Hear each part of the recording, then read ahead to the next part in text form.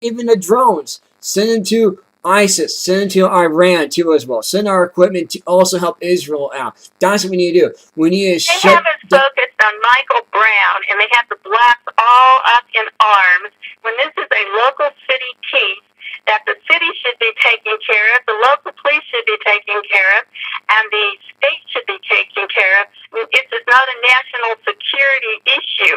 The national security issue is down at the borders where the cartels and the terrorists, ISIS and Hamas are all bragging they're here on our soil and they're going to kill all of us Americans and Jews and Christians. Right. And that's where the focus should be. And they even have signs in the news media where they're holding up signs saying ISIS is here. What in the heck does that mean? Right. There's tweets all over the place.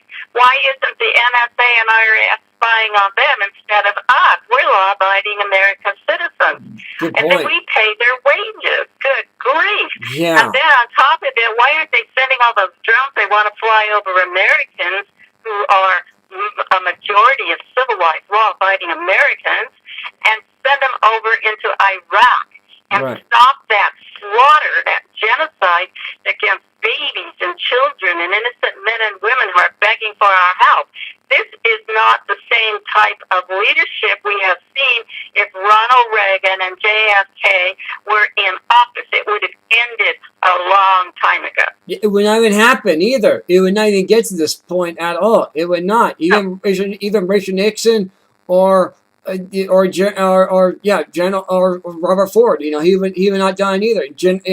Mr. Ford. You know, he would not done it either. No, and so Gerald Ford. You have to look back at history. You have to look at these events. Will you fire on Americans? That should have been Americans' first antennas going up and saying, why would a leader ask, will you fire on Americans? Because they've already fired on Americans in our history. Right. And so this is getting more, in my opinion, more dangerous for the American people to see their civilian police dressed up as if they're going to war with the American people. Yeah. And it looks more like martial law than it does freedom, liberty, and rights being taken care of here. The police are to protect and serve. They are paid with U.S. tax dollars, and they are paid to go after the criminals down on the borders and any anti-American dangerous groups who are threatening Americans on U.S. soil. And that's what they're paid to do, not to come after people who are peacefully protesting, because that is a constitutional right for 238 years. Mm-hmm. And so Americans need to unite. Right. They need to contact their sheriff. They need to ask them to begin, if they don't have established already, volunteer sheriff programs so that Americans can be trained and be volunteers as sheriffs if needed and on call. And they also need retired military officers to join the sheriff, join Sheriff Next, who has a great organization teaching and training sheriffs to uphold, defend, and protect the Constitution and the American people, not to attack the American people. So this is where our taxes are going.